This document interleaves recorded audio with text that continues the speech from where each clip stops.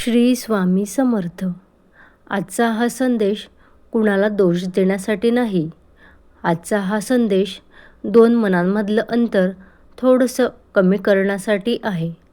जर तुम्ही नवरा बायको असूनही एकटे वाटत असाल तर हा संदेश शेवटपर्यंत ऐका. एक घर होतं.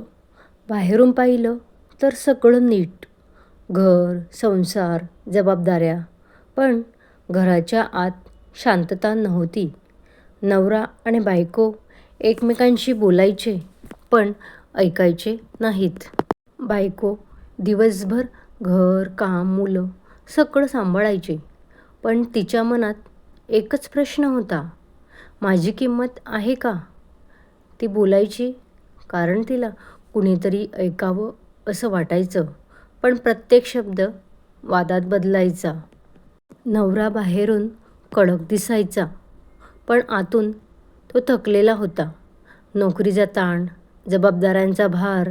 तो शांत राहायचा कारण त्याला कमजोर दिसायचं नव्हतं, पण त्याच्या शांततेचा अर्थ बायको चुकीचा काढायची.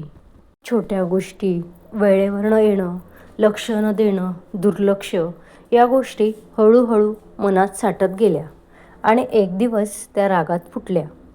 स्वामी सांगतात, नातं मोठ्या भांडणाने नाही, रोजच्या दुर्लक्षाने तुटतं.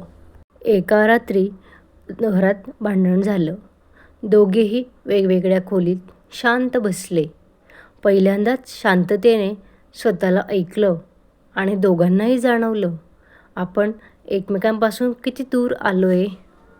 त्या रात्री बायकोने स्वामींचा फोटो पाहिला आणि मनात म्हटलं, स्वामी, मला बरोबर ठरवू नका, मला शांत करा.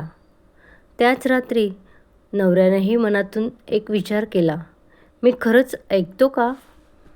दुसऱ्या दिवशी काही जादू झाली नाही, पण एक गोष्ट बदलली. बोलताना आवाज कमी झाला, ऐकताना वेळ वाढला.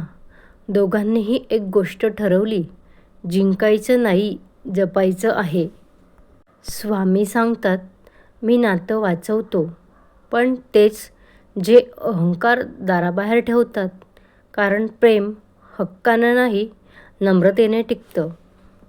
आज जर हा संदेश ऐकताना तुमचं मन थोडंसं हलकं झालं असेल तर स्वामी तुमच्या खूप जवळ आहेत.